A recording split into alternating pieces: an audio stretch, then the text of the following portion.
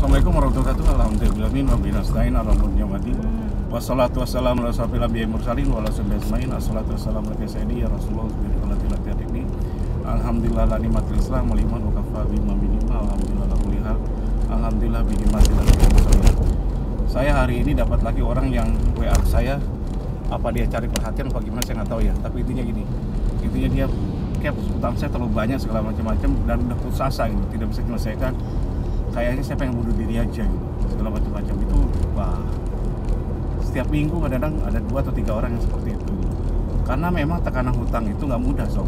Kapan hari saya mau nyoba, saya nolong orang kena hutang pun itu nggak mudah gitu. Sampai orang akhirnya saya survive, nggak bisa karena tekanannya kencang sob. Tekanan dari berbagai sisi, berbagai pihak, sampai kesehatannya juga terganggu. Jadi penyakit yang ada di anda rasakan. Loh Cap kok bisa ngomong gitu ya? Kok Cap senang-senang aja? Iya, saya menolak untuk tidak bahagia gitu. Jadi kalau kadang-kadang kalau tekanan riba itu segala macam-macam, kalau udah kena penyakit ini, penyakit apa sih itu? Penyakit kolbu, penyakit hati ya.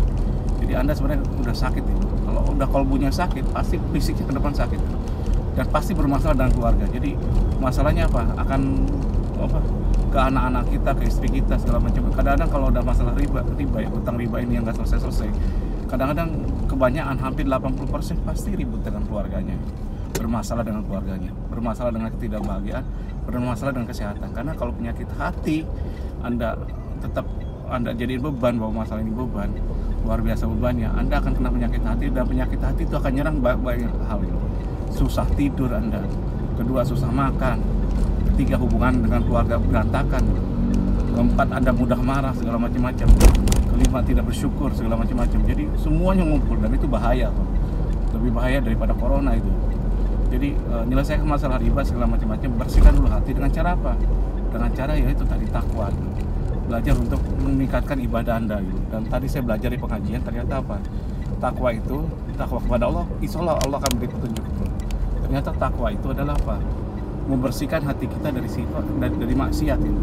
Kalau bisa jangan maksiat dengan apa? Maksiat dengan tidak sabar, maksiat dengan cara apa? Dengan maksiat tidak ridho pada ketetapan Allah. Maksiat apa? Maksiat melakukan perbuatan yang baik, gali lubang tutup lubang gitu. Maksiat dengan apa? Tergantung pada manusia gitu, bukan tergantung pada Allah. Allah kan pengennya kalau kita ada masalah tergantung pada Allah, jangan pada manusia gitu. Termasuk pada saya juga jangan gitu. Kenapa? Saya juga banyak salahnya, banyak kurangnya gitu. Tak cukup bagi saya, tergantung pada Allah. Ketika anda tergantung pada seseorang, termasuk pada saya atau apapun, seolah saya bisa menyelesaikan, bermasalahlah anda semua. Kenapa? Allah akan cemburu gitu, dan gak selesai masalah anda.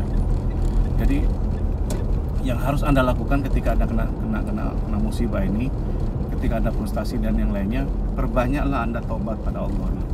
Supaya apa? Supaya membuka pintu berkah. Kedua, kuatkan belajar untuk ikhlas menerima apapun yang terjadi ketetapan Allah. Ingat ya, seluruh apa yang kita miliki sekarang itu milik Allah semua. Toh kadang-kadang kita kehilangan, nggak masalah, biarin aja hilang. Ini saya barusan dapetin WA dari Afkinada ya, dan luar biasa WA ini itu IG di akun IG ya. Terima kasih Cap, kepada Cap Ridwan, bismillah dengan semangat dan bantuan di beliau tahun 2019 saya bantu ternyata. Lepas riba berarti lepas aset selalu. Lepas riba berani lepas aset selalu. Ingat kata-kata beliau, Allah yang akan ganti. Semoga Cap Ridwan segera selesai juga masalahnya. Syukran jazakumullah khairan katsiran.